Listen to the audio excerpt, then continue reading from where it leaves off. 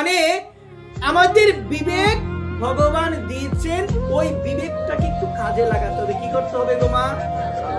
একটু চিন্তা করবেন বাড়ি থেকে, যে গোবিন্দের কথা শুনলে ভালো লাগে না নিন্দা করলে ভালো লাগে? গোবিন্দের কথা শুনলে ভালো লাগে না অন্যের বিষয়ে পরচর্চা করতে ভালো লাগে?